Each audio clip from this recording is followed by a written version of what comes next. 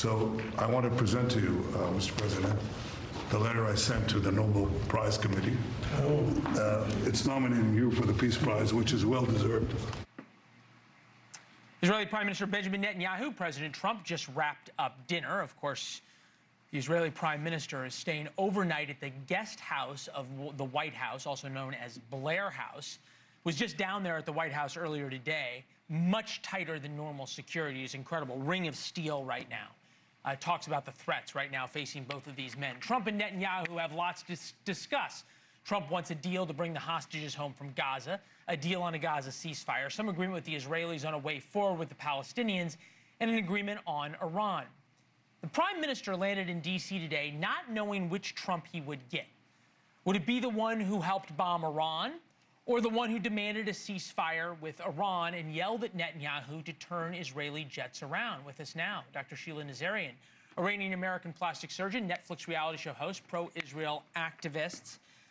You watched Trump and Netanyahu together. Which Trump was that? Was that the I'm going to bomb Iran Trump, or the there must be a ceasefire Trump? Well, I think that it really depends on what's at stake. I think that Trump tries to walk a fine line. I think he's actually been masterful at basically appeasing two sides, which is really hard to do. It's kind of appeasing the pro-Israel side and making sure that Seem to have had a slight freeze in Dr. Nazarian's signal. This is what the issue going forward is going to be. What does the support of Israel mean? Because we have seen, Dr. Nazarian, welcome back. We have seen this difference, right? That Donald Trump can push Benjamin Netanyahu, say things to Benjamin Netanyahu that every other American president has wanted to. I've reported on it, and none have been able to say. So you're the advocate. I'm the journalist. What does support of Israel mean? Does it mean letting Bibi do whatever he wants, or pushing Bibi and the Israelis to do what is in the best interest of America? And there is a difference. I think that's such a great question. And the answer is not having a double standard for Israel. So if you recall recent events, Ukraine, Russia also thinks part of Ukraine belongs to Russia, Crimea. But what was the energy like here in the US and with the presidents of the US? It was Ukrainian flags everywhere. It was full support Ukraine, no context, no holding Ukraine back. But for some reason, Leland, when it comes to Israel, there's always, oh, hold back. You know, don't fire back. Oh, okay, hold on. First of all, there was lots of restraint on Ukraine. We reported it on all the time. The Biden administration wouldn't give them the weapons they wanted. They wouldn't give them long-range rockets. Trump did.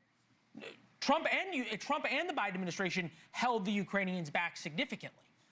That was part of the problem. Not the people, and not on the floor of the Congress. Let's do this without Ukraine.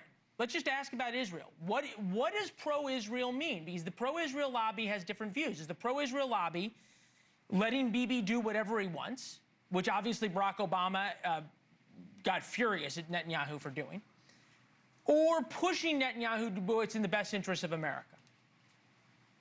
I think that it's pushing for what's in the best interest of the world, and also not having a double standard for a country. So let's say, Leland, what would the U.S. do if Mexico threw 47,000 missiles into the United States? What would the U.S. do? Thank you for watching. Subscribe below and download our NewsNation app right now on your phone, and you will get fact-based, unbiased news for all Americans.